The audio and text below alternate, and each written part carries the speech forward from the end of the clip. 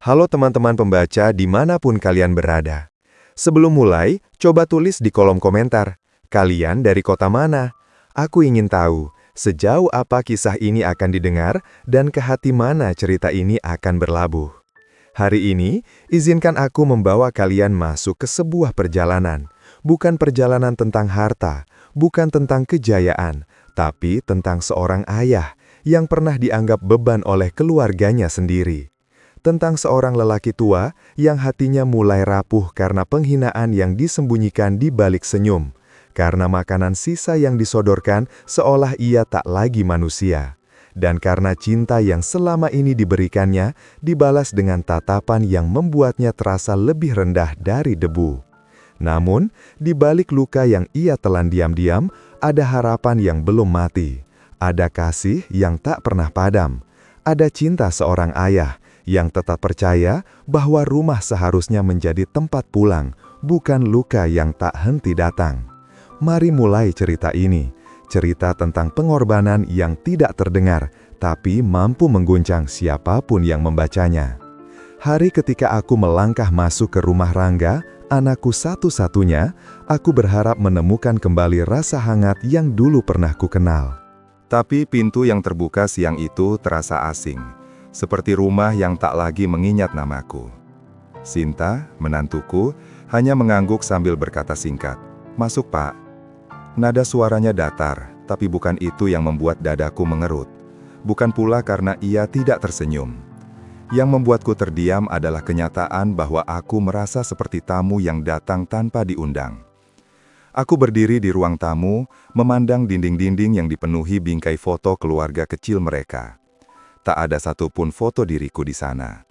Meski begitu, aku tetap menarik napas panjang. Tidak apa-apa, bisikku pada diri sendiri.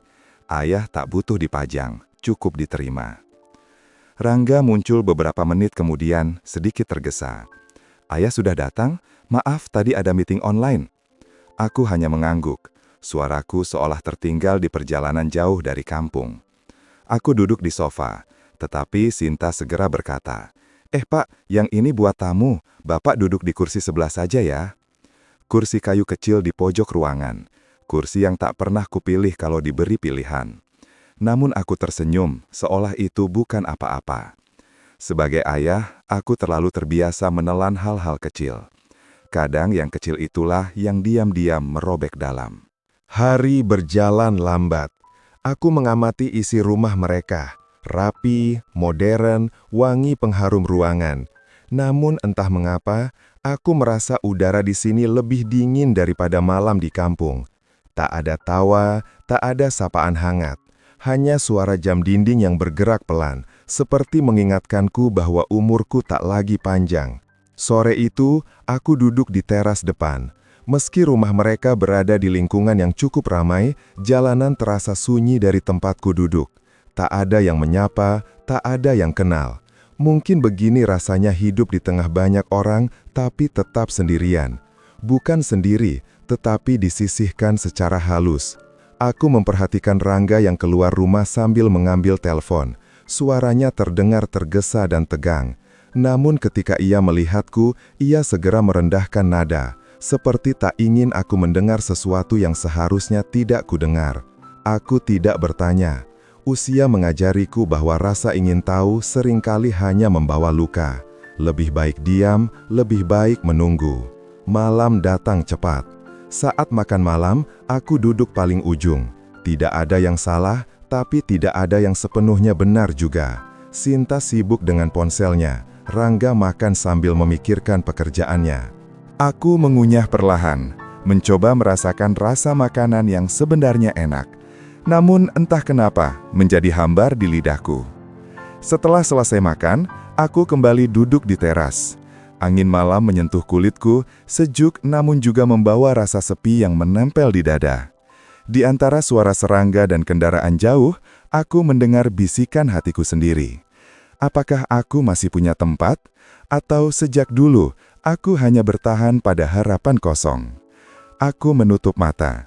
Malam ini aku tidak menangis, tapi jiwaku seperti retak perlahan. Karena di rumah yang seharusnya menjadi tempat pulang, aku merasa menjadi tamu yang keberadaannya menunggu waktu untuk diusir. Dan dari sini, perlahan kubisiki diriku, semoga esok lebih baik, walau aku tak tahu apakah benar akan menjadi lebih baik, walau aku tak tahu apakah benar akan menjadi lebih baik. Namun esok pagi tetap datang, mengetuk pelan di balik jendela kamar kecil tempat aku tidur malam itu. Sinar matahari masuk samar, seolah ragu untuk menyentuh ruang yang bahkan tidak tahu apakah ia layak disebut kamar. Hanya sebuah ruangan yang dulu digunakan menyimpan barang-barang tak tertakai. Kini aku yang menempatinya, seakan aku pun termasuk bagian dari benda-benda yang disisihkan. Aku bangun perlahan, merapikan lipatan selimut yang sudah mulai tipis. Ada suara sendok beradu dengan piring dari dapur. Aku menunggu sebentar, memastikan mereka selesai terlebih dahulu sebelum aku keluar. Entah kenapa, aku merasa keberadaanku sering mengganggu tanpa disengaja, meski tak seorang pun pernah mengatakannya terang-terangan. Ketika aku melangkah ke ruang makan, mereka sudah selesai sarapan. Sinta sibuk membersihkan meja, Rangga merapikan tas kerjanya. Tidak ada yang salah, tetapi tidak ada yang terasa sebagai sapaan untukku. "Pagi ya," kata Rangga singkat, sekilas. Aku tersenyum. "Pagi nak." Hanya itu, selebihnya hanyalah bunyi botol minum ditutup rapat, langkah kaki yang tergesa, dan suara pintu mobil yang menutup menandakan mereka sudah berangkat. Rumah yang tadinya ramai dalam hitungan menit menjadi sunyi, sunyi yang tidak kupilih. Aku duduk di teras lagi, tempat yang sejak kemarin menjadi pelarianku. Angin membawa aroma dedaunan basah. Anak-anak tetangga lewat bersepeda, tertawa. Aku tersenyum melihat mereka, meski mereka tak mengenalku. Aku menatap tangan tuaku, garis-garis yang dulu menjadi bukti kerja keras demi membesarkan anakku. Kini, tangan itu menganggur. Tak ada yang memintaku bercerita. Tak ada yang menanyakan apakah aku tidur nyenyak. Tak ada yang berkata, "Ayah, ayo sarapan bersama." Ada perih yang tak bisa dijelaskan dengan kata-kata. Bukan marah, bukan kecewa, hanya sepi yang menempel seperti embun dingin di dada. Menjelang siang, aku masuk ke rumah. Kubiarkan diriku duduk di kursi kayu itu lagi, kursi yang dijadikan tempatku sejak hari pertama. Di meja ada secangkir teh yang sudah dingin, mungkin disiapkan Sinta, mungkin juga hanya kebetulan tersisa. Aku meminumnya perlahan, rasanya hambar, tapi tetap ku selesaikan. Aku terbiasa menerima apapun tanpa meminta lebih. Suara notifikasi ponsel Sinta tiba-tiba terdengar dari ruang keluarga. Ia keluar kamar, melihatku sebentar lalu berkata, "Pak, nanti kalau makan siang ambil sendiri saja ya, saya banyak kerjaan." Aku mengangguk. "Iya nak, ayah bisa sendiri." Ia kembali ke kamarnya, pintu ditutup, dan aku kembali ditinggalkan dengan sunyi yang memeluk terlalu erat. Ada momen-momen tertentu di hidup seorang ayah ketika ia sadar. Yang paling menyakitkan bukan perlakuan kasar, tapi ketika dirinya perlahan tak dianggap ada. Saat seseorang memperlakukanmu bukan dengan marah, tapi dengan ketidakpedulian yang rapi. Sebuah keacuhan yang dibungkus aktivitas sehari-hari. Aku menghela napas panjang. Andai istriku masih ada, mungkin ia akan menepuk pundakku dan berkata, "Sabar mas, anak kita hanya lelah." Tapi hari ini, satu-satunya yang menepuk pundakku hanyalah rasa sunyi itu sendiri. Siang berganti sore, Rangga pulang lebih cepat. Aku melihatnya dari pintu. Ia terlihat letih. Aku ingin menyapanya, tapi langkahnya menuju kamar begitu cepat, seakan ada dinding tak terlihat yang mencegahku mendekat. Malam tiba lebih cepat dari biasanya. Aku kembali duduk di teras, ditemani lampu jalan yang redup. Ada desir angin yang membuat daun-daun bergerak. Di bawah cahaya kuning itu, aku bertanya pada diriku sendiri, apakah setiap ayah pada akhirnya harus belajar menerima kenyataan bahwa tak semua rumah menyediakan tempat untuk pulang? Aku tak menemukan jawabannya. Yang ku tahu hanya satu, hati yang menahan sepi terlalu lama, perlahan kehilangan suaranya sendiri. Hati yang menahan sepi terlalu lama, perlahan kehilangan suaranya sendiri. Dan malam itu, aku merasakan betul bagaimana sunyi bisa menjadi gema yang paling menyakitkan. Rumah tampak tenang dari luar, tetapi di dalamnya ada percakapan lirih yang merambat seperti bisikan yang tak sengaja aku dengar. Aku baru saja mematikan lampu teras ketika suara dari kamar Rangga terdengar samar. Suara Sinta, pelan tapi penuh nada tidak puas. "Mas, sampai kapan Bapak di sini? Aku capek, rumah jadi sempit, banyak hal berubah sejak beliau datang." Aku berhenti seketika. Kakiku menolak melangkah, namun hatiku terus maju ke arah percakapan itu tanpa mampu menghentikannya. Rangga menjawab lebih rendah daripada biasanya. "Sabar Sin, ayah cuma butuh tempat tinggal untuk sementara." "Tapi sementara itu bisa lama Mas, aku juga butuh ruang, aku nggak nyaman. Banyak kebiasaan Bapak yang, ya Mas tahu sendiri." Sinta tidak membentak, tidak meninggikan suara. Namun justru karena diucapkan demikian lembut, setiap kata masuk ke dadaku seperti jarum dingin yang masuk perlahan, pelan tapi menembus. Aku menutup mata. Inikah yang mereka rasakan tentang aku?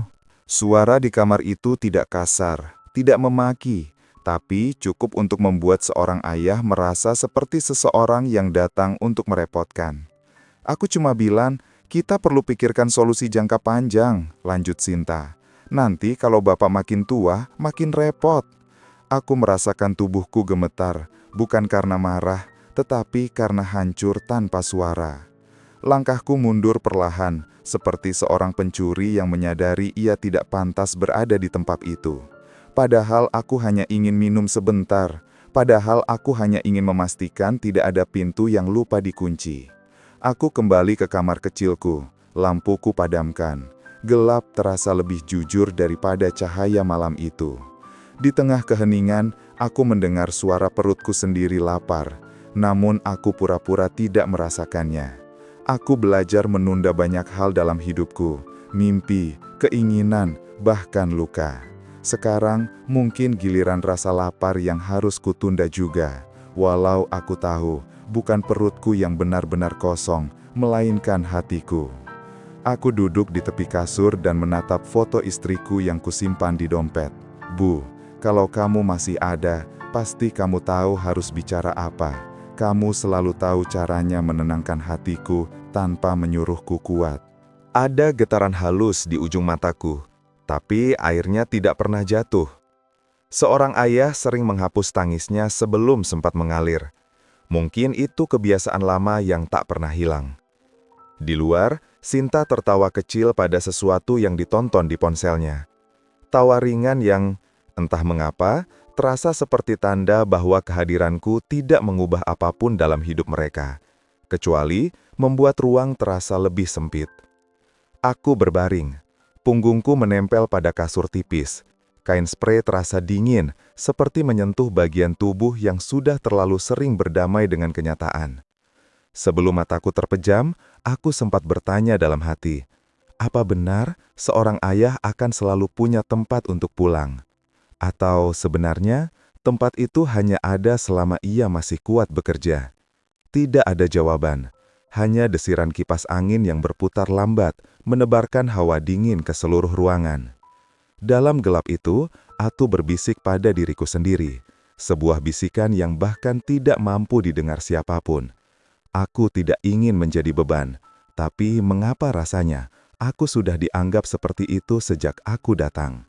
Malah menutup dirinya rapat, dan di tengah gelap yang lengang itu, untuk pertama kalinya, aku mulai bertanya apakah aku masih pantas tinggal di rumah anakku sendiri.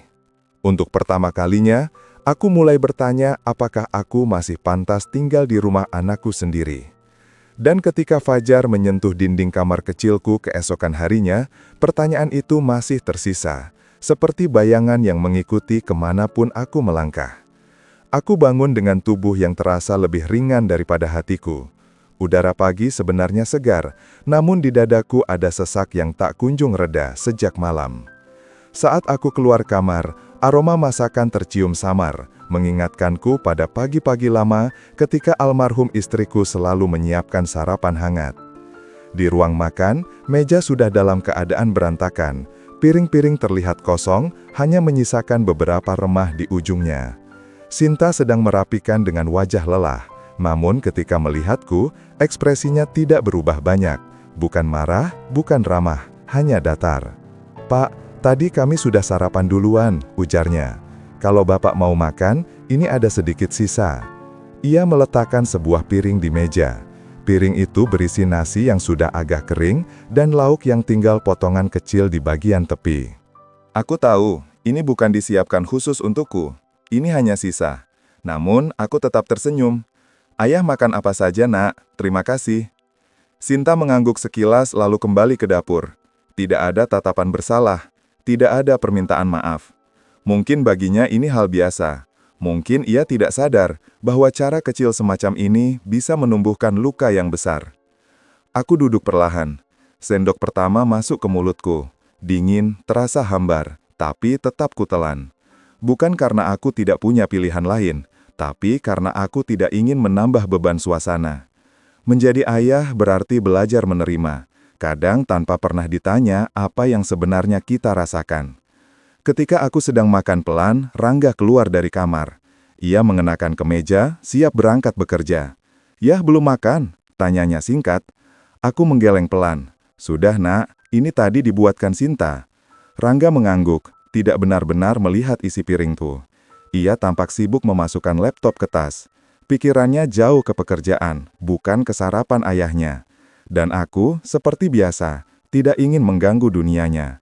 "Mas, buruan, telat nanti," seru Sinta dari pintu. Rangga menatapku sebentar. "Yah, nanti sore kita ngobrol ya." Aku mengangguk dengan senyum yang kupaksakan tetap hangat. Padahal aku tahu, percakapan itu mungkin tidak pernah terjadi. Kesibukan sering menjadi alasan paling mudah untuk melupakan yang dianggap tidak mendesak. Saat mereka keluar, pintu tertutup pelan. Setelah detik itu, rumah kembali sunyi. Sunyi yang membungkus, menekan, dan membuatku merasa seperti satu-satunya manusia yang tersisa di dunia. Aku membersihkan piringku sendiri, lalu duduk di teras dengan segelas air putih. Angin pagi menyentuh wajahku, membawa aroma tanah basah. Tapi di dada, ada rasa getir yang tidak ikut terbang bersama angin. Kupandangi jalan kecil di depan rumah. Di kejauhan, seorang anak kecil menuntun neneknya perlahan. Pemandangan itu membuat sesuatu di hatiku retak sedikit lagi. Bagaimana mungkin seseorang yang dulu selalu memastikan anaknya kenyang sebelum berangkat sekolah, kini duduk seorang diri menelan makanan sisa? Bisikku pada diri sendiri. Tapi aku tidak marah, bahkan tidak kecewa. Yang kupunya hanya rasa hampa. Hampa yang tumbuh dari kenyataan bahwa perlakuan seperti ini bukanlah kejadian pertama. Dan mungkin bukan yang terakhir. Menjelang siang, aku masuk ke rumah dan duduk di kursi kayu kecil itu. Tempat yang seperti sudah ditetapkan untukku sejak awal.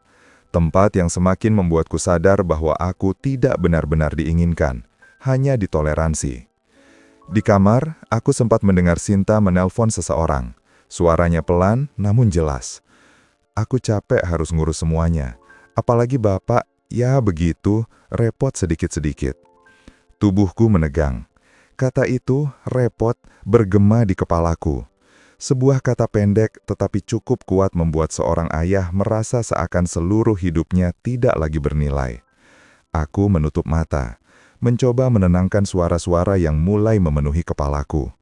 Dan di tengah keheningan itu, untuk pertama kalinya, aku bertanya, berapa lama lagi aku mampu bertahan menelan semuanya dengan ikhlas? Dan pada akhirnya, aku hanya mampu menepuk punggungku sendiri, seolah berkata bahwa semuanya akan baik-baik saja. Begitu kalimat yang berulang di kepalaku saat aku melanjutkan langkah pulang malam itu. Langkah yang rasanya semakin berat, semakin kehilangan arah. Aku berjalan pelan menyusuri jalan gelap menuju rumah kecilku. Rumah yang dulu ramai oleh suara tawa anakku ketika masih kecil, tapi kini hanya menjadi tempat bagiku menua dalam diam. Lampu jalan memantulkan bayanganku, membuatku bertanya-tanya, apakah ini memang takdir seorang ayah, membesarkan anak dengan sepenuh hati, lalu menua tanpa tempat pulang? Angin malam menyapu wajahku, membawa aroma debu, dingin, dan perasaan asing. Di dada, ada sesak yang tak bisa kukatakan pada siapapun.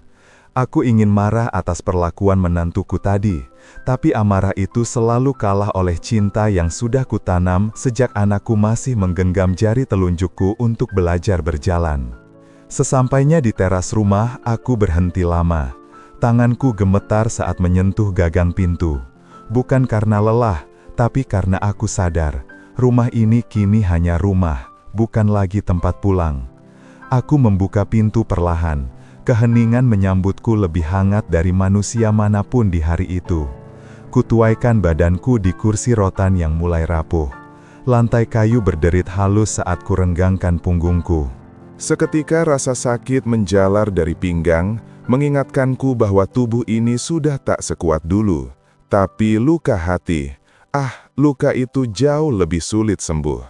Kupandangi dinding penuh foto lama. Aku menggendong anakku saat ulang tahunnya yang ketiga, foto kami sekeluarga di depan rumah lama, foto istriku ketika masih hidup, tersenyum lembut, seolah masih memintaku untuk bertahan, untuk tetap menjadi ayah yang bijak. Bu, apa aku dulu juga sering salah saat menjadi suami dan ayah? Tanyaku pada foto itu, suara lirih bagai napas yang putus.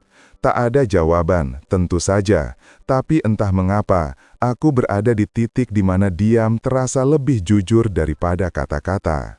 Aku menyalakan kompor kecil untuk membuat teh hangat.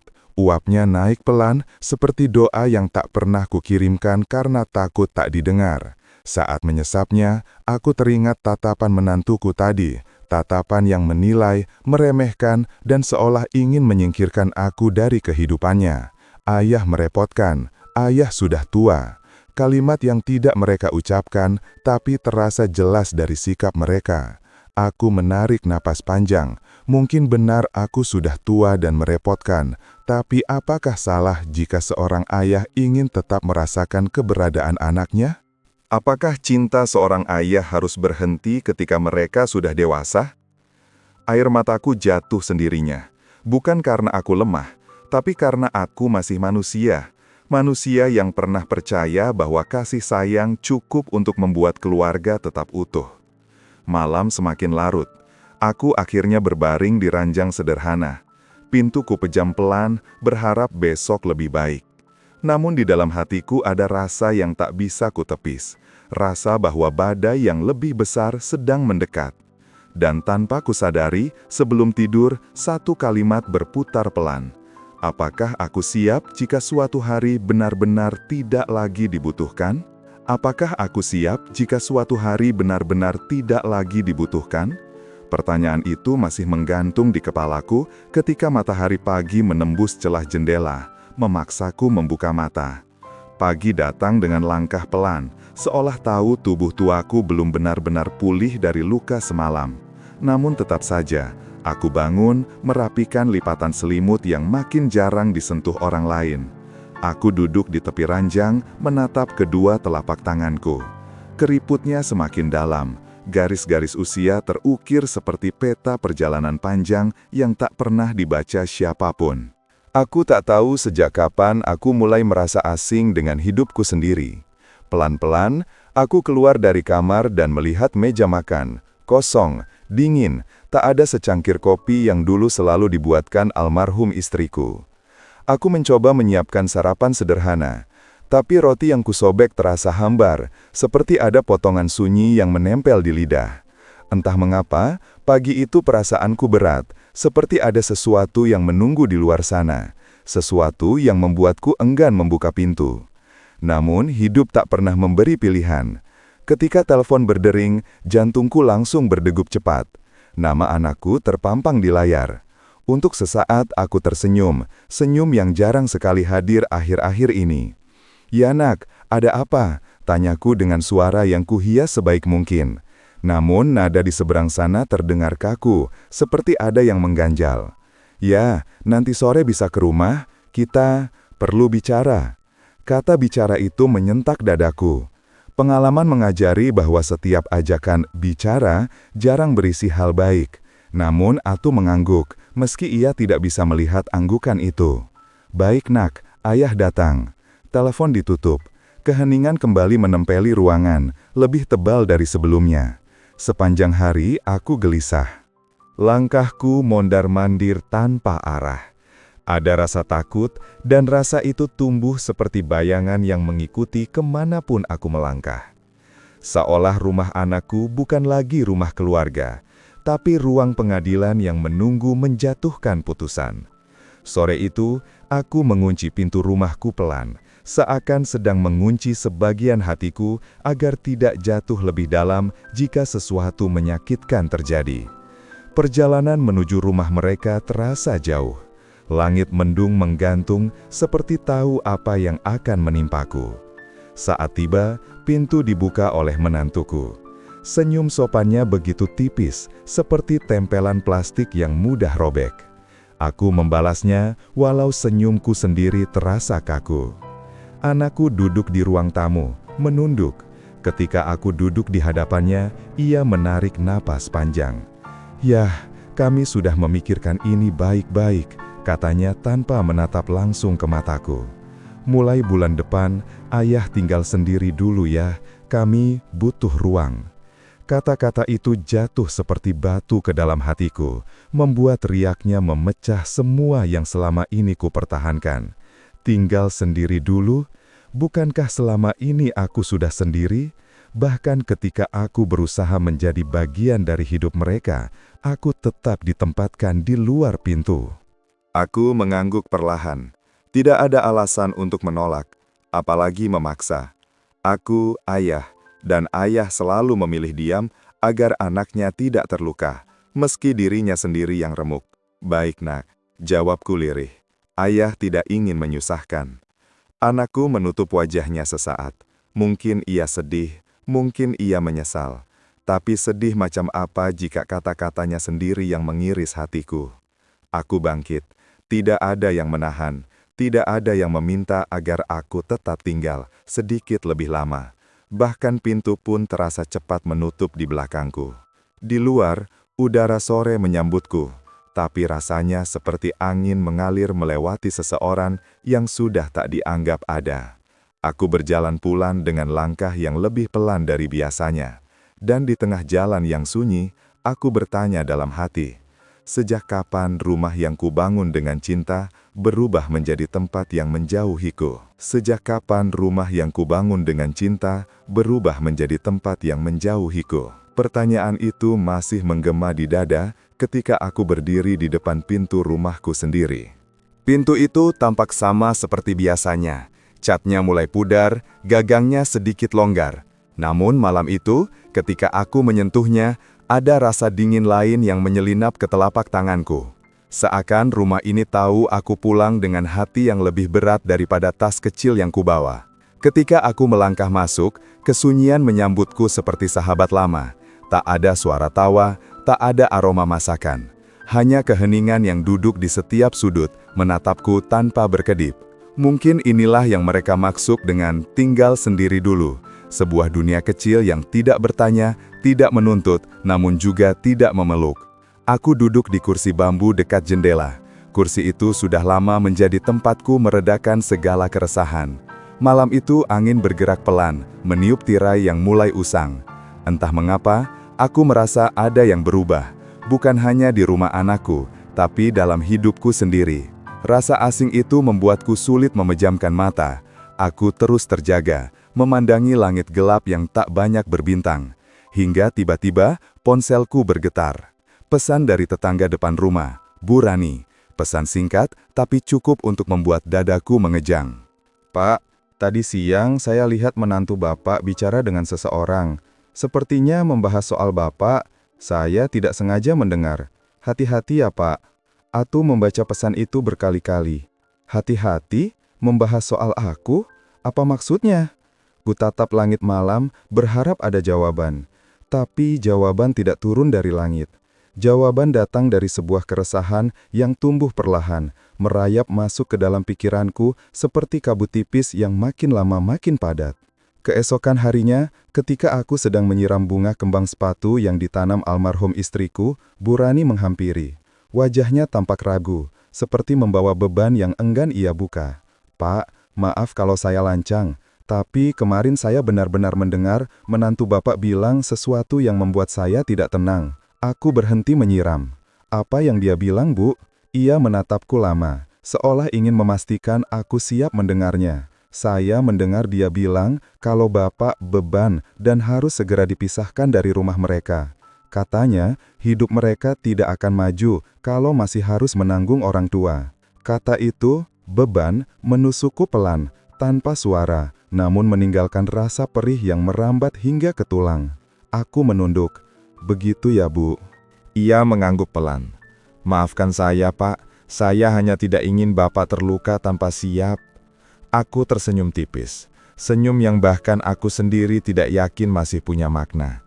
Terima kasih. Saya sudah cukup sering menduga hal yang sama. Setelah Burani pergi, aku duduk di teras. Dunia tampak berbeda. Suara burung, angin yang menggoyang daun, bahkan langkah kecil anak-anak yang bermain di gang, semuanya terasa jauh, seakan aku berdiri di balik kaca tebal. Aku mencoba memahami. Dalam hidup, aku selalu berusaha menjadi ayah yang kuat, yang memberi, yang melindungi. Tapi kini aku bertanya, apakah semua kebaikan yang kuberi berubah menjadi alasan untuk menyingkirkanku? Pertanyaan itu menggantung lama. Sore itu, aku menyalakan lampu ruang tamu lebih awal. Cahaya kuningnya menyebar lembut, namun tak mampu menghangatkan rongga dadaku. Untuk pertama kalinya aku merasa, mungkin ada rahasia besar yang tidak pernah aku ketahui. Rahasia yang menjelaskan mengapa sikap mereka berubah, mengapa rumah itu menjauh, mengapa suara mereka terdengar seperti ingin memutuskan tali yang sudah bertahun-tahun kuikat dengan cinta. Dan saat malam turun, dengan langkah berat aku berdiri di jendela, menatap jalan kecil yang sunyi.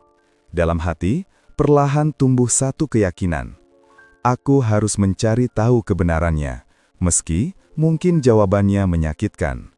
Aku harus mencari tahu kebenarannya, meski mungkin jawabannya menyakitkan. Keyakinan itu terus mengiringiku hingga pagi datang, menyeretku bangun dari tidur yang tak benar-benar memejamkan mata. Rasa itu hadir seperti suara halus di belakang telingaku, mendesak namun tidak mengancam. Hanya sebuah dorongan lembut bahwa ada sesuatu yang harus kusaksikan dengan mata kepala sendiri. Pagi itu aku berjalan lebih awal. Udara masih dingin, embun masih menempel di ujung dedaunan. Di sepanjang jalan menuju rumah anakku, setiap langkah terasa seperti menarik masa lalu keluar dari lubang yang selama ini kututup rapat. Aku tidak ingin berpikir buruk tentang mereka, tapi kata-kata Burani semalam membuat hatiku tidak tenang. Ada yang perlu kubuktikan, bukan kepada siapa-siapa, tetapi kepada diriku sendiri. Rumah mereka tampak sepi ketika aku tiba. Tidak ada tawa, tidak ada pintu yang terbuka. Namun, aku mengenal ritme rumah itu. Pukul seperti ini, biasanya mereka sedang sarapan. Aku berdiri di depan pagar, tidak berniat masuk, hanya menunggu dari kejauhan. Seolah jarak beberapa meter ini mampu memberiku kejelasan yang tak kudapatkan semalam. Tidak lama kemudian, pintu terbuka. Menantuku muncul sambil membawa tas belanja. Wajahnya tampak terburu-buru. Ia berbicara di telepon dengan suara yang kutangkap sebagian. Ya, aku sudah bilang, kita tidak bisa terus seperti ini. Aku lelah. Aku menegang. Ia diam sejenak, mendengarkan lawan bicaranya, lalu berkata lagi, "Kalau dia tetap tinggal, kita tidak akan punya kebebasan. Kamu tahu maksudku." Kata dia itu mengarah kepadaku. Aku tahu, tanpa perlu menebak. Menantuku menutup telepon, menghela napas berat, lalu masuk ke mobil. Ketika mobil itu menjauh, aku berdiri tanpa bergerak. Bukan karena terkejut, tapi karena perlahan, perkataan itu menegaskan sesuatu yang selama ini hanya kubayangkan. Keberadaanku sudah tidak dianggap, membawa kedamaian bagi keluarga kecil itu. Aku ingin marah, tapi amarah bukan bahasa yang kufahami sebagai seorang ayah. Sebaliknya, yang muncul justru rasa kosong yang merambat dari dada ke seluruh tubuh, seperti rumah besar yang perlahan kehilangan furniturnya satu persatu. Dengan langkah pelan, aku memutuskan untuk pulang. Namun baru beberapa meter aku bergerak, teleponku berbunyi. Nama yang muncul di layar membuatku berhenti. Tetangga lama di kampung tempat aku dulu tinggal bersama istriku. Sudah lama aku tidak mendengar kabar dari sana. Nggih Pak, sapaku lirih. Suara di seberang terdengar hati-hati, seperti sedang memilih kata agar tidak menyakitiku. Pak, maaf mengganggu. Ada seseorang yang datang ke kampung kemarin mencari Bapak.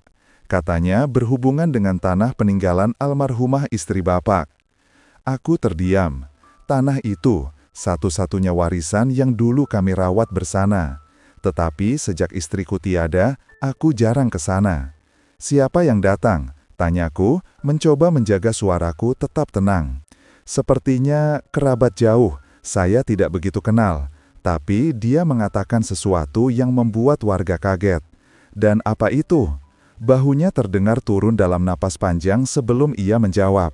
Katanya, tanah itu sempat mau dijual oleh seseorang, mengaku atas nama keluarga Bapak. Aku merasakan dada mengencang, seakan semua udara di sekelilingku menolak masuk. Siapa yang mengaku? Pertanyaanku hampir tidak terdengar. Tetangga itu terdiam sesaat, lalu menjawab dengan suara pelan. Maaf Pak, tapi dia menyebut nama anak Bapak. Dunia di sekitarku seketika meredup. Langit terasa lebih jauh. Suara kendaraan memudar. Sejenak, aku berdiri di pinggir jalan tanpa tahu harus melangkah kemana. Jika benar, jika anakku mencoba menjual tanah itu tanpa sepengetahuanku, jika semua yang terjadi belakangan ini berkaitan dengan itu, maka rasa sakit yang kurasakan bukan hanya karena dianggap beban, tetapi karena kepercayaan yang kuberikan selama bertahun-tahun, ternyata retak di tempat yang paling tidak kuduga. Aku memejamkan mata lama. Angin pagi menyentuh pipiku, namun tidak menghapus perih di dalam dada. Ternyata, rahasia yang kucari bukan hanya tentang sikap mereka, tetapi tentang sesuatu yang lebih dalam, lebih gelap, dan lebih menyentuh akar keluarga ini. Aku membuka mata perlahan. Jika benar, aku harus menghadapi semuanya. Bukan untuk marah, bukan untuk menuntut, tapi untuk mencari tahu mengapa anak yang kubesarkan dengan sepenuh cinta bisa memilih jalan yang membuatku bertanya, di mana aku salah sebagai seorang ayah? Di mana aku salah sebagai seorang ayah?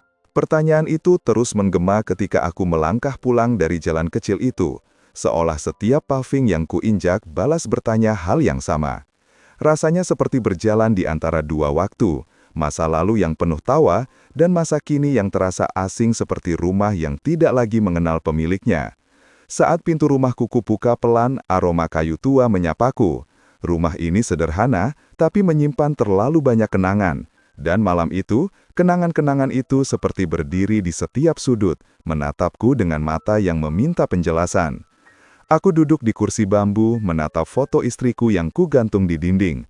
Ia tersenyum seperti biasa, senyum yang dulu cukup membuat semua bebanku luruh. Namun kini, senyum itu justru terasa seperti teguran lembut. Maafkan aku, jika aku tidak bisa menjaga semuanya tetap utuh, gumamku lirih. Tetapi sebuah suara di hatiku berkata, sebelum menyalahkan diri sendiri, kau harus tahu seluruh kebenarannya.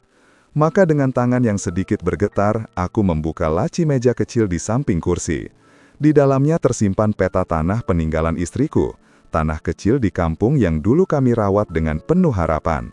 Ku keluarkan kertas itu dengan hati-hati. Kertas itu sudah menguning, namun setiap garisnya masih jelas. Di sudut bawahnya ada tulisan tangan istriku, untuk masa depan keluarga kita.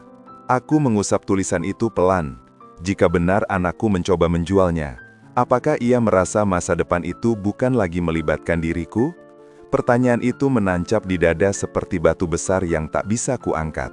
Pikiranku terus berputar. Tidak mungkin aku hanya duduk dan menunggu jawaban datang sendiri. Aku harus kembali ke kampung. Aku harus bertanya langsung pada mereka yang tahu. Mungkin di sana aku bisa memahami apa yang sebenarnya terjadi. Malam itu, aku menyiapkan beberapa pakaian. Hanya baju ganti secukupnya dan beberapa dokumen lama. Tas kecil itu tampak ringan, tapi entah mengapa, bahuku terasa sangat berat ketika mengangkatnya. Ketika fajar datang, aku berangkat naik bis pertama menuju kampung tempat aku menghabiskan separuh hidupku. Sepanjang perjalanan, pemandangan sawah dan bukit berganti-ganti seperti memutar kembali masa mudaku. Masa ketika hidup terasa sederhana dan keluarga adalah rumah yang selalu hangat. Saat bis berhenti di gerbang kampung, aku turun perlahan. Angin pagi meniupkan bau tanah basah yang sangat kukenal. Namun kali ini, aroma itu tidak menghadirkan ketenangan, melainkan kegelisahan yang membuat langkahku ragu. Aku berjalan menuju rumah tetangga lama, Pak Sarmo, yang tadi malam menelponku. Ia sudah menunggu di depan rumahnya, seolah tahu aku akan datang lebih cepat dari yang kuberitahukan. "Pak, mari masuk," katanya dengan suara lembut. Kami duduk di beranda. Ayam-ayam berkokok di kejauhan, namun hatiku jauh dari suasana pagi itu. "Pak Sarmo," suaraku keluar pelan. "Apa benar yang Anda dengar kemarin?" Ia menatapku lama sebelum akhirnya mengangguk. "Saya tidak ingin membuat Bapak berpikir buruk, tapi orang itu bilang tanah itu sudah lama diminati seseorang, dan ia datang membawa surat yang katanya akan ditandatangani keluarga Bapak." Aku menelan ludah yang terasa seperti batu. "Dan dia menyebut nama anakku?" "Ya."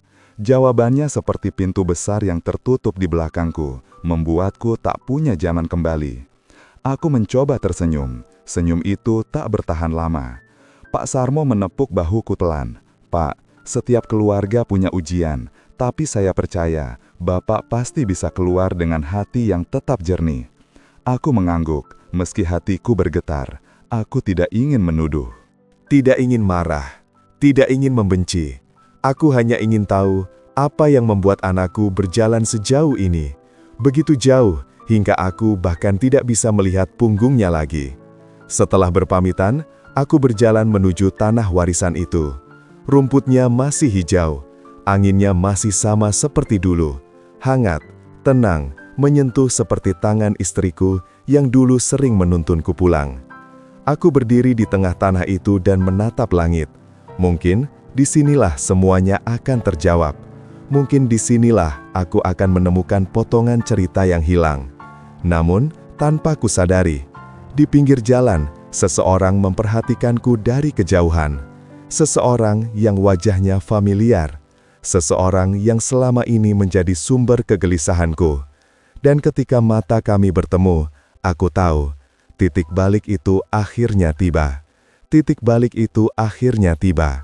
Dan di antara desir angin kampung yang membawa aroma tanah basah, aku menatap sosok yang sejak tadi berdiri di kejauhan.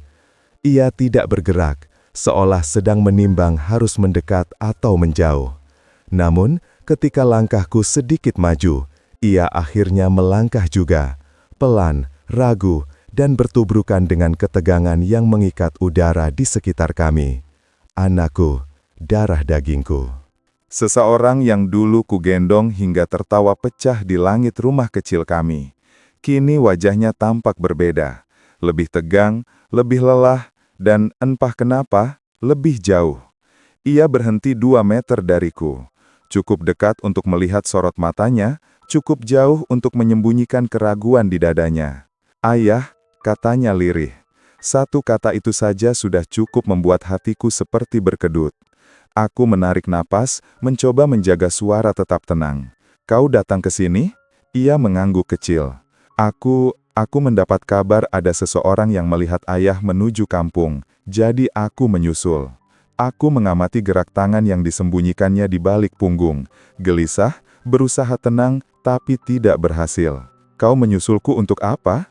tanyaku lembut. Ia membuka mulut, menutupnya lagi, lalu menghela napas panjang. "Ayah, kita tidak usah membahas apapun, kita pulang saja." Aku merasakan sesuatu menggetar di dalam diriku. Bukan marah, lebih seperti luka yang baru saja disentuh jari asing. "Kalau kau datang hanya untuk mengajakku pulang, kenapa wajahmu seperti membawa beban yang tidak ingin kau letakkan?"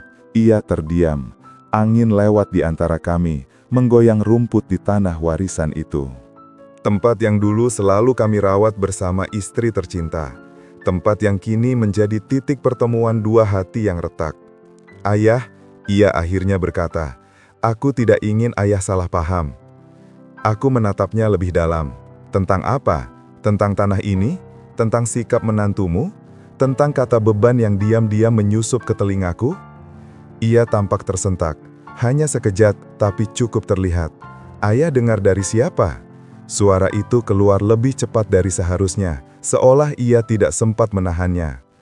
Aku menghela napas panjang. Kebenaran itu tidak perlu dikejar, Nak. Ia datang sendiri kepada orang yang siap menerimanya. Ia menunduk, tangannya mengepal kecil.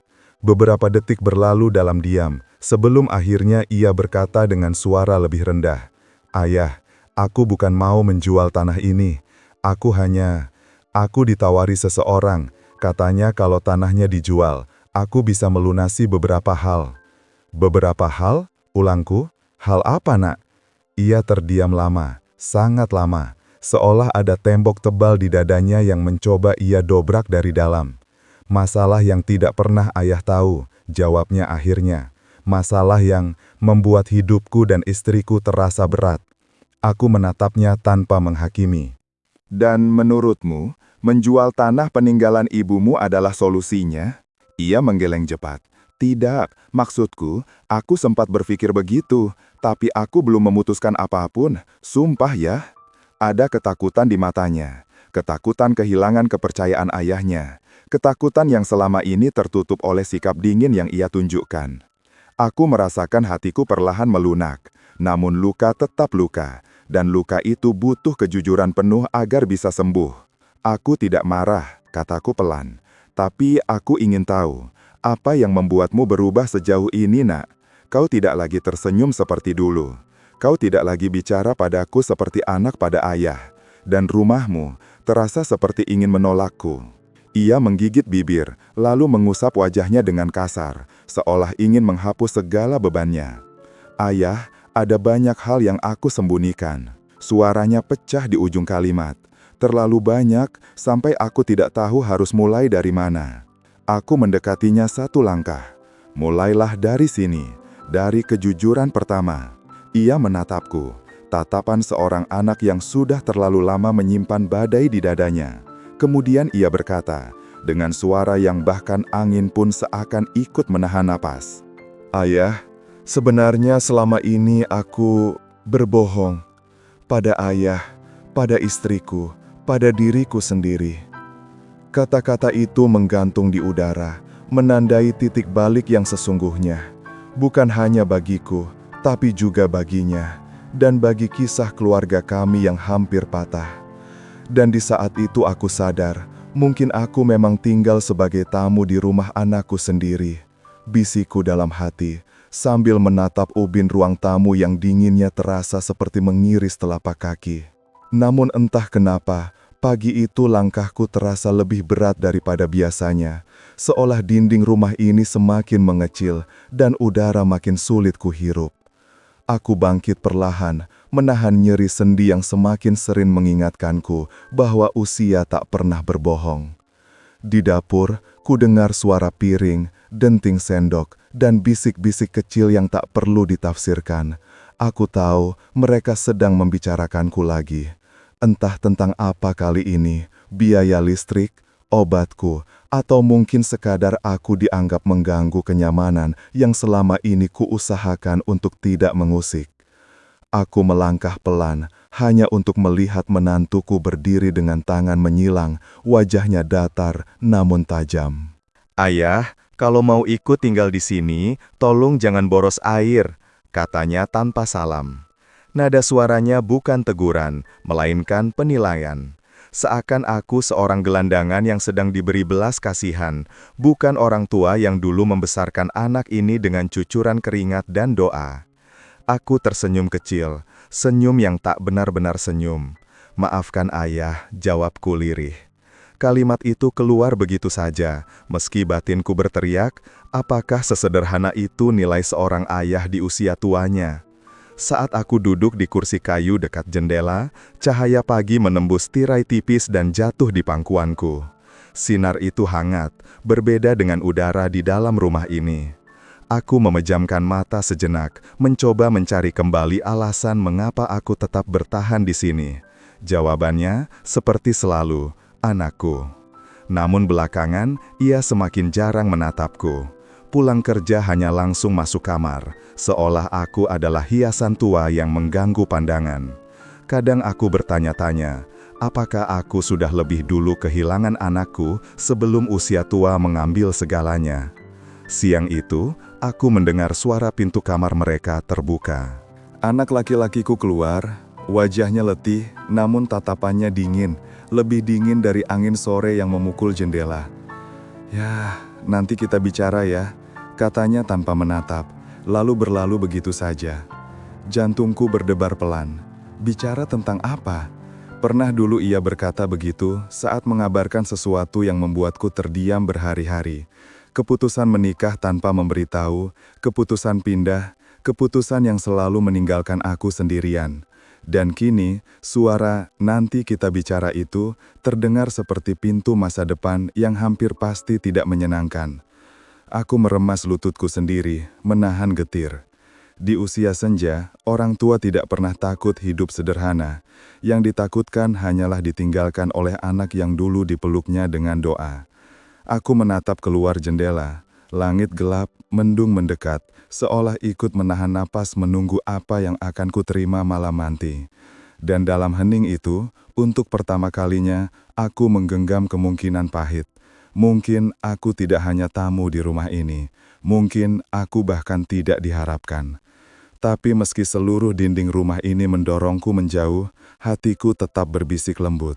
Ayah hanya ingin tetap menjadi bagian kecil dari hidup kalian, meski tidak dianggap lagi.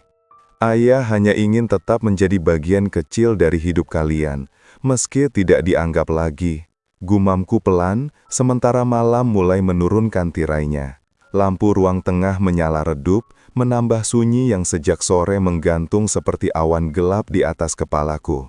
Aku duduk sendirian di kursi tua yang mulai berdecit bila kupindahkan sedikit saja, seakan kursi itu pun ikut menua bersamaku. Jam dinding berdetak pelan, namun setiap detaknya terdengar seperti menunggu sesuatu yang tak ingin kuhadapi.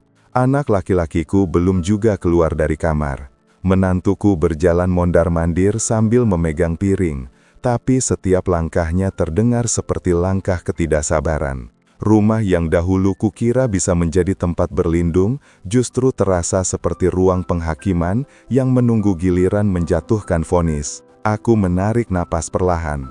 Suara detak jantungku nyaris menyaingi jam dinding itu. Setiap orang tua, pada akhirnya, akan menghadapi satu malam dalam hidupnya. Malam ketika ia bertanya, apakah ia masih dibutuhkan, atau justru menjadi beban. Malamku adalah malam ini. Pintu kamar mereka akhirnya terbuka. Anak laki-lakiku keluar, berdiri di ambang pintu cukup lama, seakan menimbang-nimbang kata apa yang pantas atau tidak pantas untuk disampaikan. "Ayah," suaranya pelan, tapi dingin. Aku menegakkan tubuh. "Iya nak, kita harus bicarakan soal ini," ujarnya. Dan aku tahu tepat apa makna kalimat itu. Ia duduk di depanku, menjaga jarak yang dulu tak pernah ada ketika ia masih kecil. Dulu ia sering memanjat ke pangkuanku, memaksa minta diceritakan dongeng tentang pahlawan desa. Kini ia duduk seperti berhadapan dengan orang asing. "Ayah, kami merasa akhir-akhir ini rumah jadi agak berat," katanya hati-hati. Kata berat itu seperti batu dilempar tepat ke dadaku. "Apa ayah mengganggu?" tanyaku akhirnya, meski suara itu nyaris tak ku dengar sendiri. Anakku tidak langsung menjawab. Diamnya adalah jawaban yang jauh lebih jelas daripada kata-kata. Menantuku menyusul duduk di sampingnya. "Kami bukannya tidak sayang ya," katanya dengan nada basa-basi yang terlalu rapi. "Tapi ayah kan sudah tua, perlu perhatian. Di sini kami sibuk, banyak urusan, jadi mungkin ayah lebih baik." Ia menggantungkan kata terakhir, membiarkanku yang mengisi sisanya. "Tinggal di tempat lain?" aku melanjutkan. Ia mengangguk kecil, seperti lega karena aku mengatakannya lebih dulu. Malam yang kutakuti akhirnya tiba. Malam ketika seorang ayah dipaksa memahami bahwa kehadirannya sudah tidak lagi dihitung sebagai bahagia, hanya menjadi hitungan biaya, hitungan repot, hitungan beban. Aku tak marah, aneh memang. Yang kurasakan justru kekosongan yang dingin, seperti seluruh isi tubuhku ditarik keluar lalu dibiarkan kosong dan rapuh. Aku menatap wajah anakku. Di sana masih ada bayangan bocah kecil yang dulu kusekolahkan dengan uang hasil memanggul karung di pasar. Tapi kini, yang duduk di depanku adalah lelaki dewasa yang menimbang ayahnya seperti menimbang barang yang sudah kehilangan fungsi. Baik, jawabku pelan. Kalau itu yang terbaik untuk kalian. Dan entah bagaimana, aku bisa tersenyum. Bahkan ketika tenggorokan terasa tercekat oleh sesuatu yang tidak bisa kutelan. Anakku menatapku lama. Ada sedikit rasa bersalah di matanya, tapi tak cukup besar untuk menahan keputusannya. Kami akan bantu cari tempat ya. Kalau ayah setuju, minggu depan ayah sudah bisa pindah. Minggu depan. Cepat sekali dunia bisa mengusir seseorang dari tempat yang ia kira rumah terakhir. Aku menunduk, menatap kedua tanganku yang rentah, gemetar karena usia dan air mata yang kutahan. Dalam hati, aku berbisik pada diriku sendiri. Beginikah nasib seorang ayah yang memberikan seluruh hidupnya hanya untuk pada akhirnya dipersilahkan pergi? Namun meski seluruh dunia mengusirku, satu hal tetap tak padam dalam diriku, cinta seorang ayah. Cinta yang tak meminta dibalas, cinta yang tetap tinggal bahkan ketika aku hendak disuruh meninggalkan. Dan malam itu, aku tahu, perjalanan baruku sebentar lagi dimulai. Perjalanan yang tak pernah kubayangkan harus kulalui sendirian. Perjalanan baruku sebentar lagi dimulai, namun entah mengapa, langkahku justru terasa semakin berat setiap kali kubayangkan pintu rumah ini akan tertutup di belakangku. Pagi itu, udara masih dingin dan sinar matahari belum sepenuhnya menembus tirai. Aku duduk di pinggir ranjang, menatap koper kecil yang sudah kususun sejak subuh. Koper itu seperti lambang nyata bahwa masa tinggalku di sini benar-benar terhitung hari. Setiap benda yang kupilih untuk kubawa, baju lusuh, selimut tipis, foto keluarga, semuanya seperti sedang mengajukan pertanyaan. Benarkah semua ini harus berakhir begini? Tapi aku tidak punya jawaban selain menerima. Dari dapur, terdengar suara piring dan gelas yang saling bersentuhan. Menantuku sedang menyiapkan sarapan. Aneh, biasanya setiap bunyi di dapur membuatku bergegas menawarkan bantuan. Tapi hari ini aku hanya duduk diam, seolah sudah tidak pantas mencampuri apapun di rumah ini. Dan mungkin memang begitu adanya. Beberapa saat kemudian, anakku keluar dari kamar. Rambutnya masih acak-acakan, namun wajahnya tampak serius seperti seseorang yang hendak menyampaikan keputusan penting. Ia menatap koperku yang menunggu di lantai. "Ayah, nggak harus buru-buru berkemas," katanya pelan. Mungkin ia merasa sedikit bersalah. Aku tersenyum, mencoba menenangkan dirinya. "Ayah cuma mempersiapkan, biar nanti nggak merepotkan."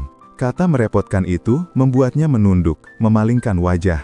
Aku ingin menyentuh bahunya, mengatakan bahwa aku tidak menyalahkannya atas apapun, tapi jarak di antara kami terasa seperti tembok yang tak bisa kupanjat lagi.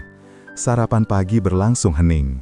Mereka makan dengan pandangan sibuk, sementara aku menatap meja sambil menahan sesak yang sulit dijelaskan. Yang terhidang di piringku adalah nasi dan lauk sisa semalam. Aku memakannya perlahan, bukan karena tidak enak, tetapi karena setiap suapan seperti mengingatkanku betapa kecilnya posisiku sekarang. Ketika kutaruh sendok, menantuku mulai bicara. "Ayah, nanti sore agen kos akan datang kirim foto-foto, biar ayah pilih yang paling cocok." Aku mengangguk. "Terima kasih, hanya itu yang bisa kukatakan." Setelah sarapan, aku keluar ke teras. Angin pagi menyapa kulitku, namun yang kurasakan justru kehampaan yang menempel seperti bayangan. Di ujung jalan, beberapa anak kecil tertawa sambil bersepeda. Mereka mengingatkanku pada masa ketika anakku seusia itu dan selalu menunggu aku pulang membawa roti. Tiba-tiba aku tersenyum. Entah kenapa, kenangan-kenangan itu tidak pernah membuatku marah. Yang membuat dadaku perih bukanlah apa yang sudah kulakukan, tetapi bagaimana semuanya berubah tanpa bisa kutahan. Anakku menyusul ke teras. Ia berdiri di sampingku, namun tetap menjaga jarak. "Ayah," katanya lirih, "maaf kalau semua ini terlalu cepat." Aku memandang wajah yang dulu selalu kutimang dengan bangga. "Nak, hidup memang berubah. Kadang cepat, kadang lambat. Ayah hanya ingin kamu bahagia." Kalau kehadiran ayah membuat rumahmu sesak, ayah rela pergi. Ia terdiam. Ada sesuatu di matanya, campuran ragu, penyesalan, dan ketidakmampuan untuk mengambil langkah mundur dari keputusan yang sudah dibuat bersama istrinya. Yang penting kamu jaga keluarga baik-baik, tambahku. Jangan ulangi kesalahan ayah dalam mendahulukan semua hal sampai lupa menjaga hati sendiri. Anakku menelan ludah, lalu mengusap wajahnya. Namun ia tetap tak berkata banyak. Mungkin karena ia tidak tahu bagaimana seharusnya menahan ayahnya sendiri agar tidak pergi. Aku menatap langit yang mulai cerah. Dalam benakku, hanya ada satu kalimat sederhana yang membuatku tetap bertahan. Seorang ayah tidak pernah pergi untuk menghindar. Ia pergi untuk tidak menghalangi. Dan hari itu, aku menyadari pintu rumah ini sedang pelan-pelan menutup. Tapi mungkin Tuhan sedang menyiapkan pintu lain yang akan kubuka dengan cara yang lebih bermartabat. Tuhan sedang menyiapkan pintu lain yang akan kubuka dengan cara yang lebih bermartabat. Begitu kuucapkan dalam hati. Namun pagi berikutnya, ketika sebuah ketukan terdengar di depan rumah, aku tidak menyangka bahwa pintu itu mungkin mulai terbuka lebih cepat dari yang kukira. Ketukan itu pelan, sopan, tapi jelas. Aku yang sedang menyapu teras, refleks menghentikan gerakan tanganku. Anakku sedang di kantor, menantuku sedang sibuk di dapur. Jadilah aku yang melangkah ke depan, membuka pintu dengan hati yang sudah siap menghadapi kemungkinan apapun. Bahkan kemungkinan yang membuatku semakin tidak diinginkan. Di depan rumah berdiri seorang perempuan muda, membawa map tebal dan kamera kecil. Wajahnya ramah, sorot matanya lembut seperti seseorang yang terbiasa bekerja dengan orang-orang renta. "Permisi Pak, saya Dina, dari agen kos yang menghubungi putra Bapak kemarin." "Ah, jadi inilah saatnya." Aku mengangguk dan mempersilahkannya masuk. Ia mengambil beberapa foto rumah, lalu duduk di teras sambil membuka mapnya. "Ini beberapa pilihan tempat tinggal Pak. Semua bersih, tenang, dan dekat fasilitas umum. Tinggal dipilih mana yang paling cocok," katanya sambil menyodorkan brosur. Aku menatap brosur-brosur itu. Gambar kamar-kamar kecil, meja sederhana, jendela yang menatap ke arah jalan sempit. Entah kenapa, pandanganku mendadak buram. Bukan karena buruk, tempat-tempat itu tampak layak. Tapi karena semuanya terasa seperti ruang penampungan untuk seseorang yang masa hidupnya sudah dianggap lewat. "Kalau boleh tahu, Bapak suka yang seperti apa?" tanya Dina, lembut dan penuh empati. Pertanyaan sederhana, tapi membuatku terdiam. Seumur hidup, aku tidak pernah memilih tempat untuk diriku sendiri.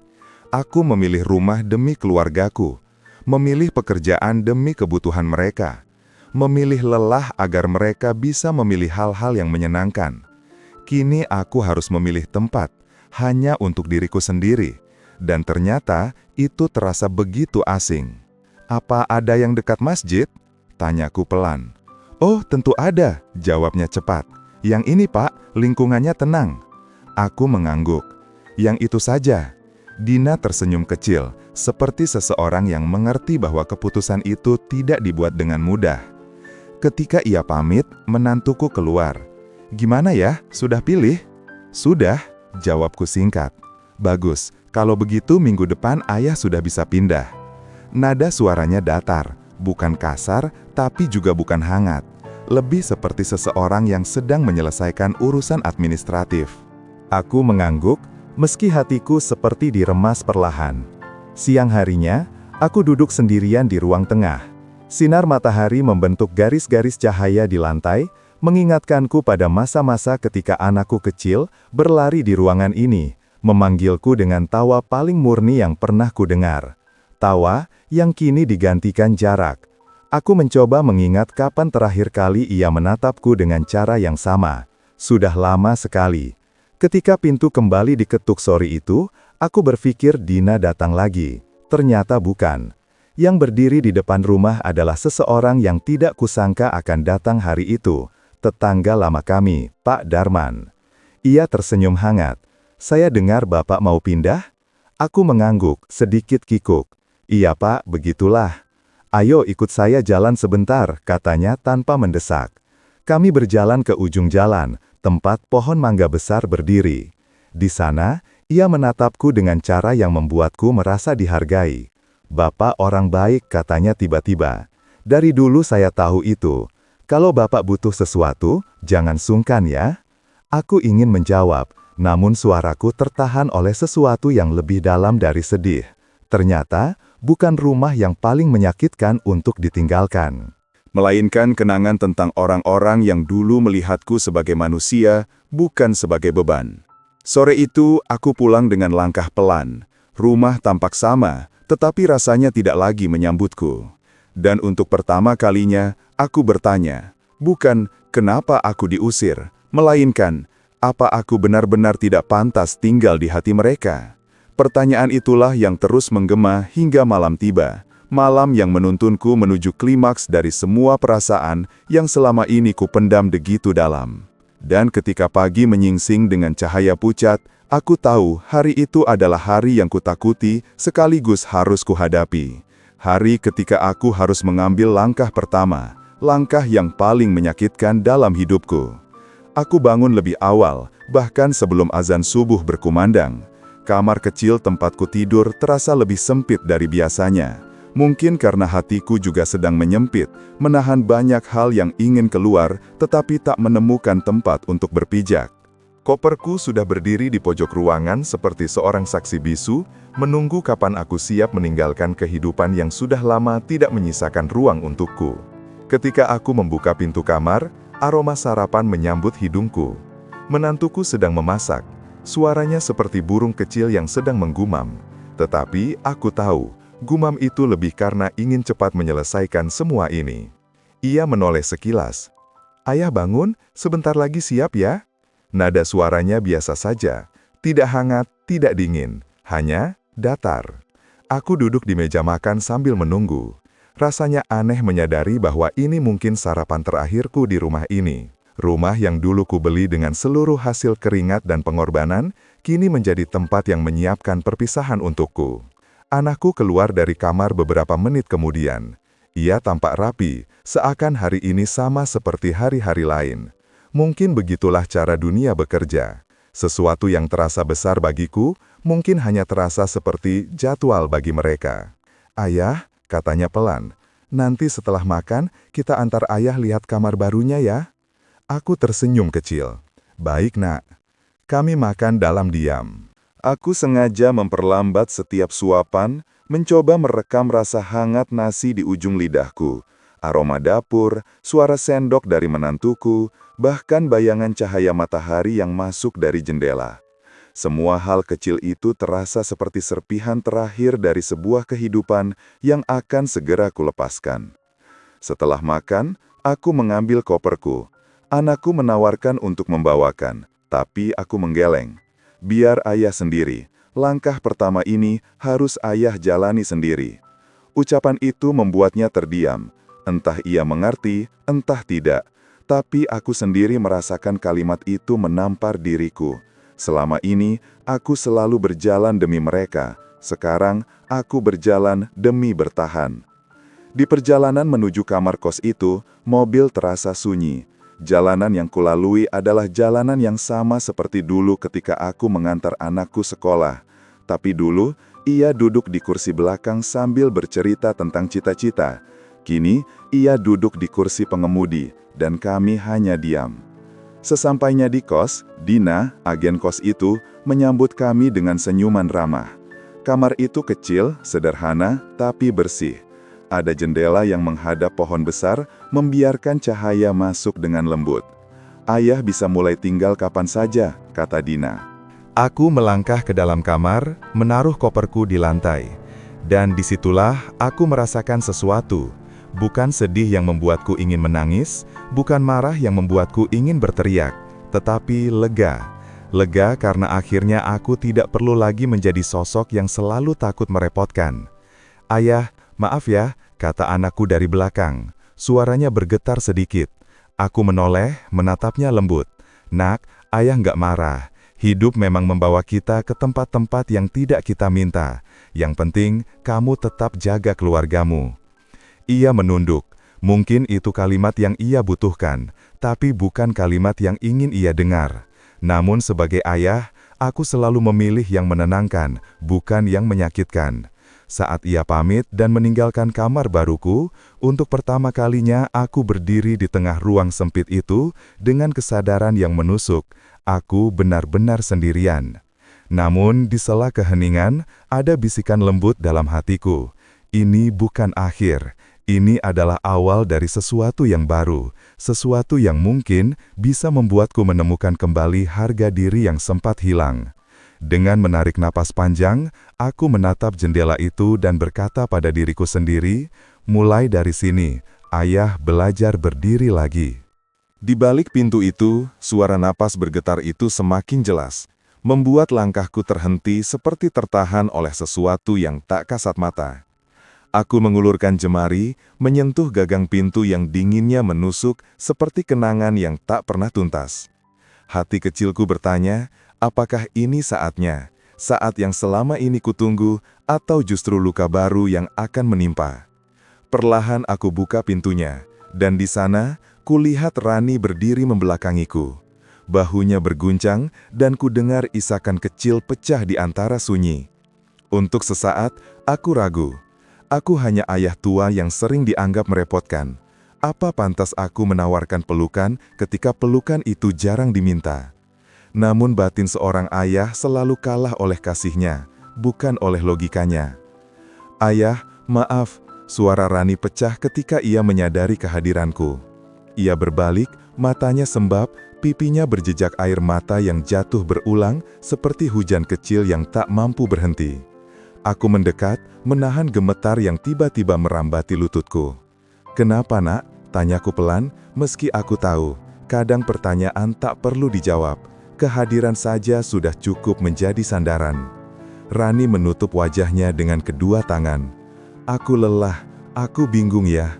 Rumah ini berantakan, hubungan kami retak, dan aku merasa semuanya salah sejak aku membiarkan orang lain merendahkan ayah. Dada ini seakan diremas pelan, ada panas yang menguar, bukan karena marah, tapi karena aku mendengar sesuatu yang selama ini tidak pernah terucap. Kata merendahkan itu menamparku dengan getir, namun sekaligus mengakui luka yang kupendam diam-diam. Aku menyentuh pundaknya. "Nak, ayah tidak pernah meminta siapapun membela ayah. Ayah hanya ingin rumah ini tetap damai, meski ayah harus berdiri di belakang sekalipun." "Tapi itu salah." Rani mengangkat wajahnya, suaranya parau. "Aku membiarkan menantu ayah memperlakukan ayah seperti beban. Aku membiarkan diriku diatur oleh ketakutan, bukan oleh hatiku sendiri." Aku menghela nafas panjang. Orang yang mencintai seringkali terlambat menyadari mana yang harus dipertahankan dan mana yang harus diperbaiki. Tidak ada yang salah dengan lelah, Nak. Yang salah hanya jika kita berhenti berjuang. Rani terisak lagi. Kudekap dirinya yang kini rapuh di hadapanku. Anak yang dulu kukendong, kini kembali mengecil dalam pelukan seorang ayah tua. Tangisnya menggema pelan, memukul-mukul ruang yang lama kosong oleh percakapan seperti ini. "Yah, aku takut kehilangan semuanya," katanya di sela sesenggukan. Aku menepuk lembut bahunya. Kehilangan hanya datang kepada mereka yang berhenti berdoa dan berhenti mencoba. Kita masih di sini, maka kita mulai lagi. Rani diam, mencoba mengatur napas. Dan saat itu juga, kudengar langkah kaki mendekat di lorong. Berat, ragu, seperti seseorang yang ingin masuk tapi tak punya keberanian. Aku tahu siapa itu, menantuku, dan untuk pertama kalinya dalam waktu yang lama, aku merasakan babak baru akan dimulai, entah sebagai luka atau sebagai pemulihan. Namun aku siap, karena seorang ayah tak pernah berhenti menemani, bahkan ketika dunia mengira ia sudah tak punya tempat lagi. Namun aku siap, meski langkah kaki yang mendekat itu terdengar berat, seolah setiap hentakannya membawa beban yang sudah lama mengendap di antara kami. Aku menoleh perlahan, dan benar, menantuku berdiri di ambang pintu, tubuhnya kaku, tatapannya ragu. Ada jeda panjang di udara, seperti dunia ikut menahan napas menunggu apa yang akan ia lakukan. Rani menghapus sisa air mata di pipinya, tapi sorot matanya masih merah. Menantuku mengalihkan tatapan ke arahku, lalu ke arah istrinya, sebelum akhirnya ia menunduk sedikit. "Ya, boleh kita bicara?" Suaranya terdengar terlalu pelan untuk ukuran seorang pria yang biasa mengeraskan nada ketika merasa benar. Aku mengangguk pelan. "Tentu, silahkan masuk." Ia melangkah, tapi seolah setiap langkahnya penuh dengan kerikil penyesalan. Aku bisa merasakannya, kegugupan yang selama ini tidak pernah ia tunjukkan. Rani mendekat ke sisinya, seakan ingin memastikan percakapan ini tidak berubah menjadi pertengkaran baru. "Aku sudah lama ingin bicara," katanya membuka suara. "Tapi aku selalu takut salah. Takut tidak didengar, takut dianggap tidak pantas." Aku menatapnya lebih saksama. "Dan menurutmu, mempermalukan ayah istrimu sendiri adalah cara yang pantas?" Ia terdiam, nafasnya memburu sedikit. Rani menoleh padanya, namun kali ini tanpa kemarahan, lebih seperti seseorang yang ingin suaminya belajar jujur kepada dirinya sendiri. "Aku salah," ia akhirnya mengaku, suaranya bergetar. "Aku terlalu sibuk dengan egoku, dengan kekhawatiranku tentang rumah tangga kami, keuangan kami, masa depan kami, sampai aku melihat ayah hanya sebagai beban tambahan." Kata-kata itu menusuk, tapi bukan karena pedih, lebih karena kejujuran yang terlambat ini sebenarnya sudah kutunggu sejak lama. Aku menatapnya tanpa memalingkan wajah. Setiap orang punya ketakutan, tapi ketakutan tidak boleh dijadikan alasan untuk melukai orang lain. Ia menelan ludah, tersengal pelan. "Aku tahu, dan aku menyesal, benar-benar menyesal. Aku tak pernah bermaksud merendahkan ayah. Aku hanya terjebak menjadi orang yang aku sendiri tidak kenali." Rani bergerak mendekati suaminya, menggenggam tangannya. "Aku juga salah," katanya lembut. "Aku membiarkan semua itu terjadi karena aku takut rumah tangga ini hancur. Tapi ternyata justru dengan diam aku ikut menghancurkannya." Menantuku menunduk, pundaknya sedikit bergetar. "Ayah, izinkan aku meminta maaf, bukan hanya karena kelancangan dan sikapku, tapi karena aku membuat ayah merasa tak diinginkan di rumah ini. Padahal ayah hanya ingin dekat dengan anaknya."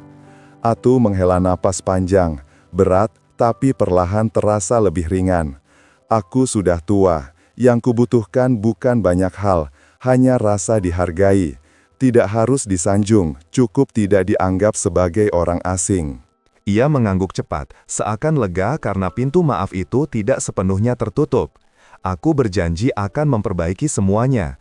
Aku ingin ayah tetap di sini, bersama kami, tapi bukan sebagai beban, sebagai keluarga."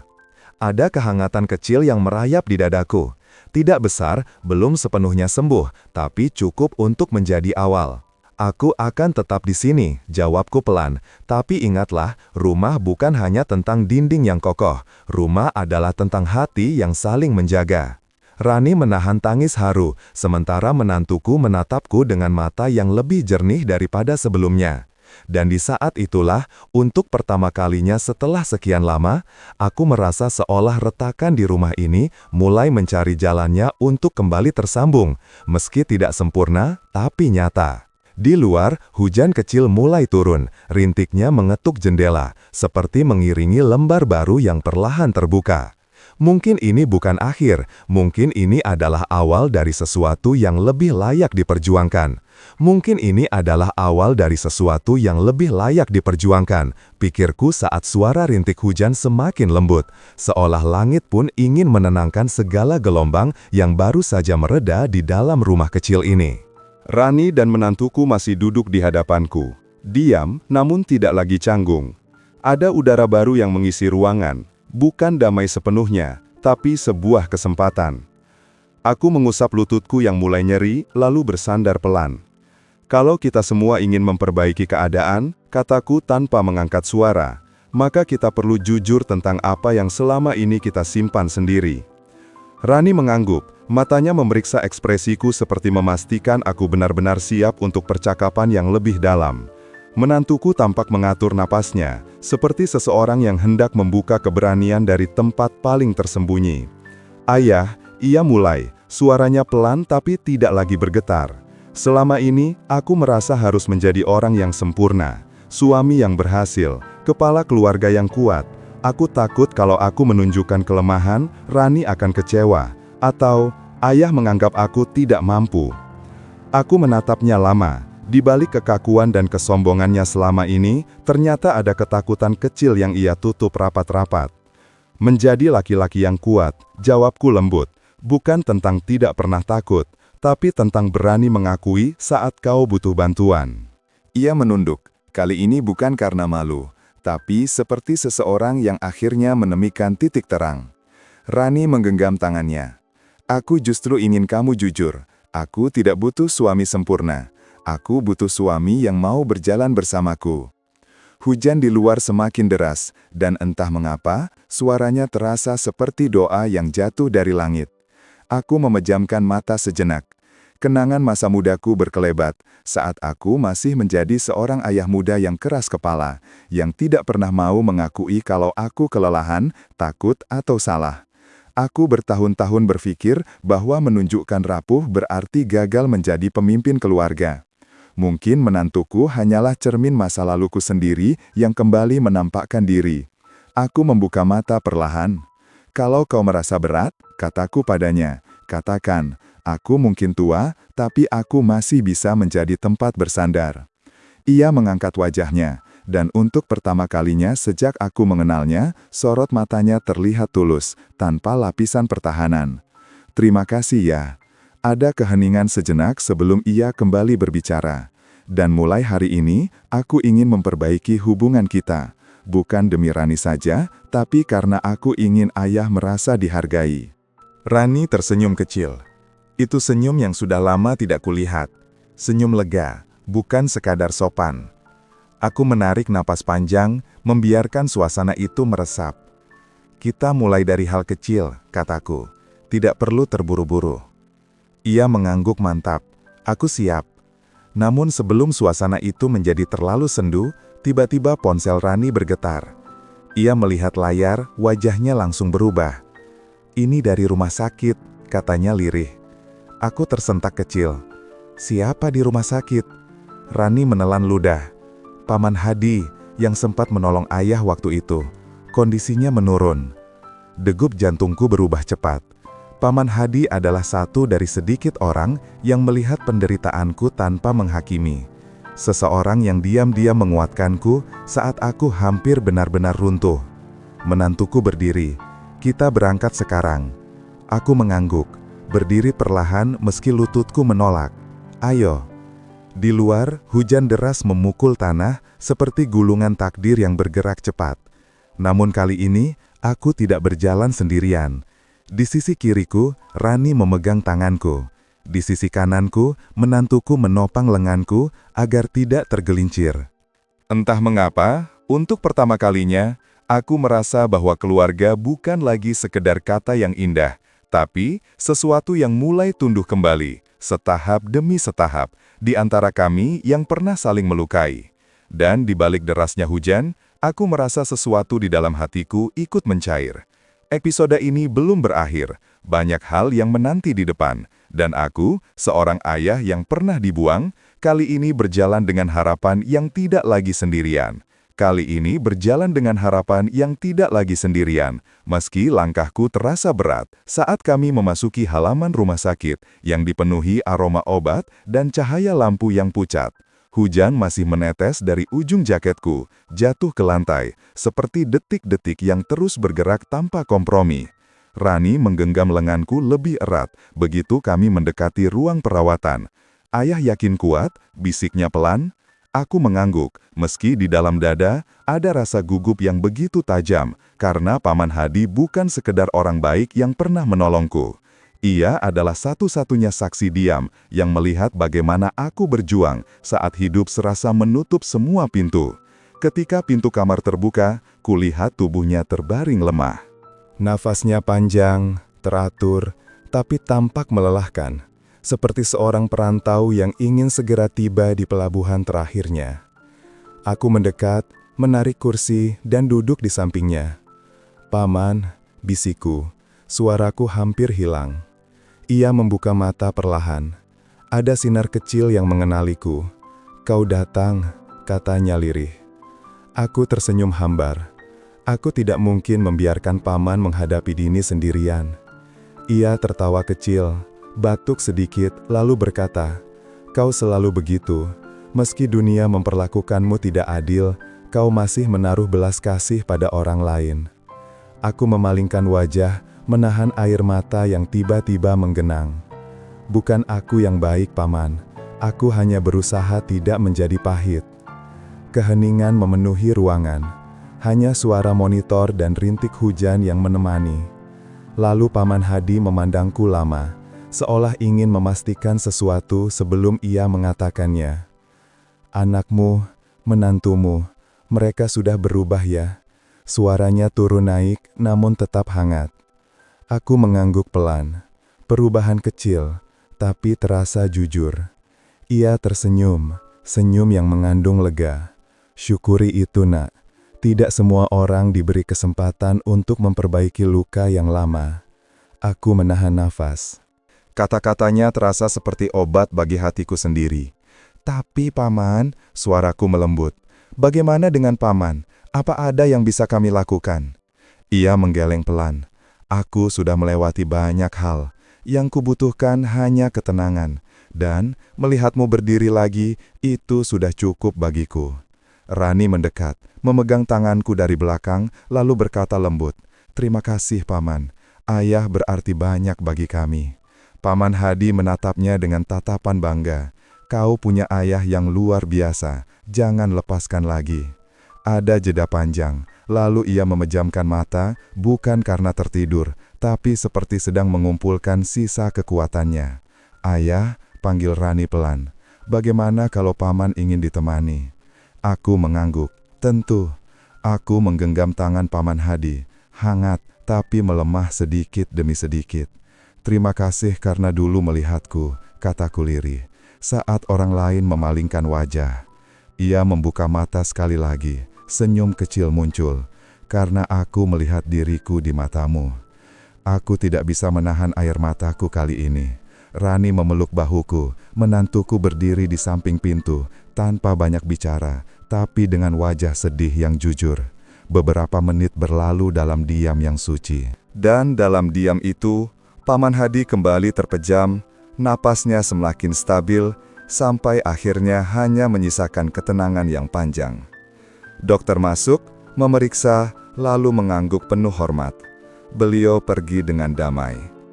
Aku menunduk, memejamkan mata. Tidak ada teriakan, tidak ada duka yang meledak. Hanya rasa kehilangan yang dalam, namun lembut. Seperti selimut terakhir untuk seseorang yang pernah menjadi cahaya kecil dalam hidupku. Rani memelukku erat. "Ayah, kita pulang ya." Aku mengangguk dengan suara yang hampir tak terdengar. "Ya Nak, kita pulang." Menantuku mendekat, menepuk pundakku pelan. "Ayah, aku akan urus semua administrasi. Ayah istirahat dulu." Aku menatapnya. Ada penghormatan baru di antara kami. Bukan karena ia mengurus urusan duniawi, tapi karena ia akhirnya memperlakukan aku seperti keluarga. Saat kami berjalan keluar, hujan telah berhenti. Jalanan basah memantulkan cahaya lampu, seperti dunia yang baru saja dicuci dari segala debu. Dalam kesedihan itu, ada ketenangan yang lain. Dan aku tahu, episode terakhir akan membawa jawaban yang kupikir tak akan pernah kudapatkan. Aku menarik napas panjang. "Terima kasih, Paman," bisikku. "Kau mengajarkanku cara melepaskan, tanpa kehilangan diri. Kau mengajarkanku cara melepaskan, tanpa kehilangan diri." Kata-kata itu terus berdengung di kepalaku ketika kami tiba di rumah. Malam sudah larut, dan angin membawa sisa aroma hujan yang menenangkan. Rumah kecil ini, yang dulu terasa seperti tempat asing bagiku, malam itu terasa berbeda, lebih hangat, lebih lembut, seolah semua luka yang pernah mengisi dinding-dindingnya ikut menunduk dalam hening. Aku duduk di ruang tamu. Rani membuatkan teh hangat, menaruhnya tepat di hadapanku, lalu duduk di sampingku tanpa berkata apa-apa. Menantuku duduk tak jauh, menundukkan kepala dalam renungan panjang. Kepergian Paman Hadi membawa kami pada keheningan yang bukan menyiksa, tapi menghadirkan jeda. Jeda untuk menilai kembali hidup yang sering kami jalani terburu-buru. "Ayah," kata Rani akhirnya, suaranya lembut seperti kain tipis yang menyapu permukaan hati. "Paman pasti bahagia, karena ayah menemaninya sampai akhir." Aku mengangguk pelan. "Dia yang menemani ayah lebih dulu, Nak. Jauh sebelum kalian tahu ayah begitu kesepian." Rani menggenggam tanganku. "Maaf, kami terlambat mengerti."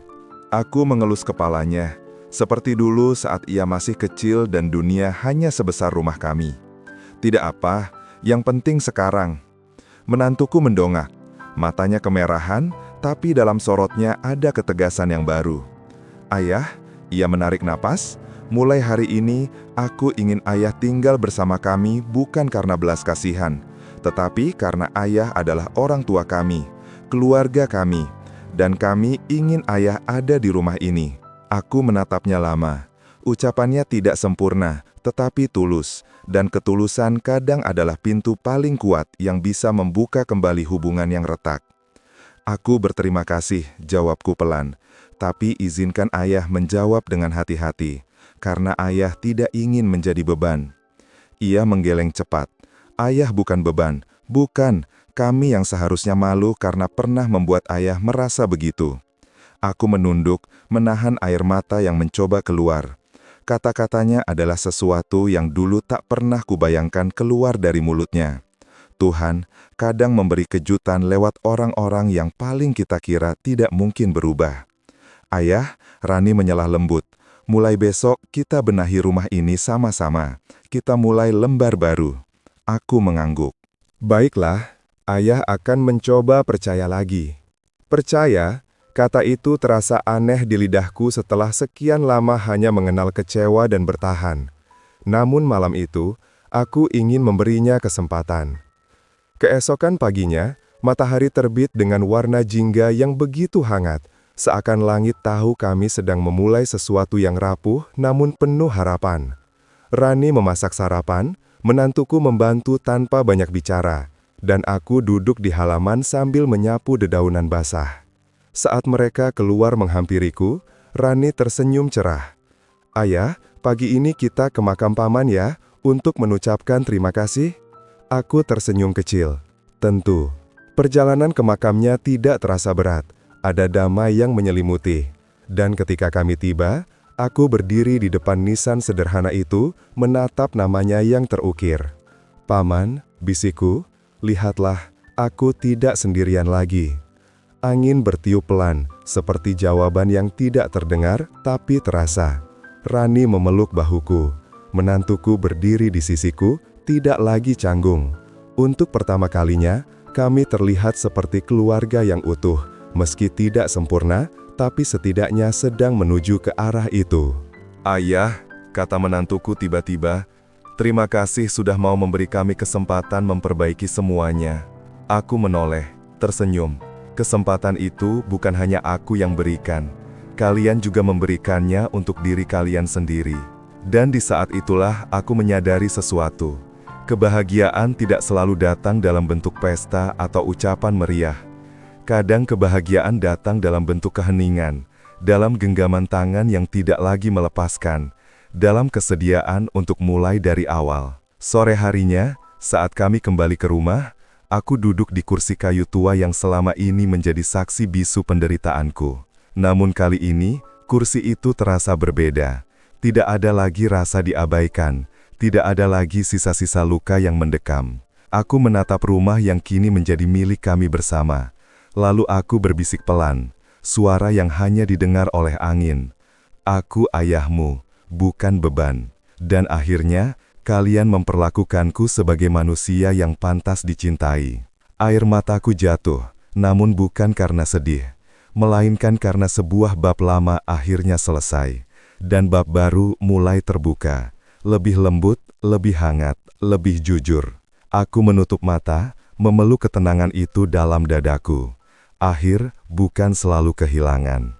Kadang akhir adalah titik kembali, tempat kita menemukan keluarga yang dulu hilang, lalu tumbuh kembali dari serpihan kecil yang tersisa.